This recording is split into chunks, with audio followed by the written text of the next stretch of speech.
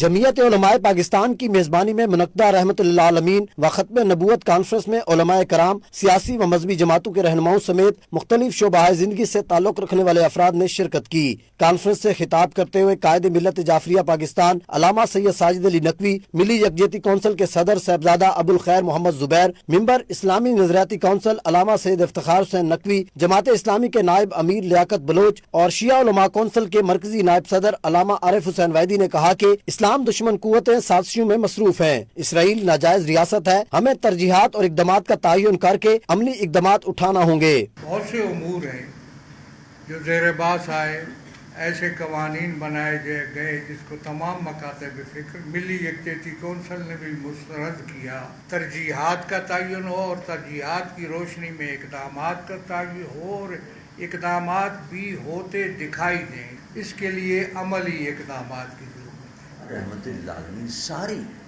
سارے جہانوں کے یعنی ساری کائنات کے لیے ہم نے حضور کو رحمت بنا کر بھیجا۔ وحدت اور یکجہتی ہی پاکستان کا استحکام ہے، اور اس وقت ہمیں جو معرکہ حق میں فتح نصیب ہوئی وہ بھی امت کی وحدت کے تحت ہوئی، اور اسرائیل جو ہے وہ مسلمانوں کا دشمن ہے اور امریکہ اس کی سرپرستی کر رہا ہے۔ اتحاد امت اصل ہمارا جو مقصد ہے اور جو اصل ہمارا ہدف ہے اس کی طرف متوجہ کیا گیا ہے۔ اتحاد و وحدت کے ساتھ ملک کی سالمیت کے لیے، امن کے لیے، استحکام کے لیے ہم نے جدوجہد کرنی ہے۔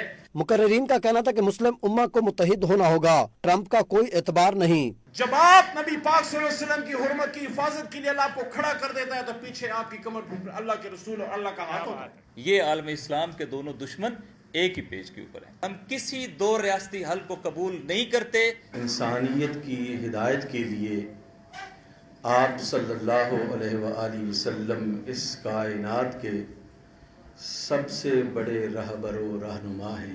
دو ریاستی حل جو ہے تو کسی صورت قابل قبول نہیں ہے، کیونکہ ہم اسرائیل کو ایک ناجائز ریاست مانتے ہیں۔ مقررین کا مزید کہنا تھا کہ نبی کریم صلی اللہ علیہ وآلہ وسلم کی سیرت طیبہ ہمارے لیے نمونہ حیات ہے۔ کیمرہ مین ارشد ستی کے ساتھ علمدار بلوچ، سچ نیوز اسلام آباد۔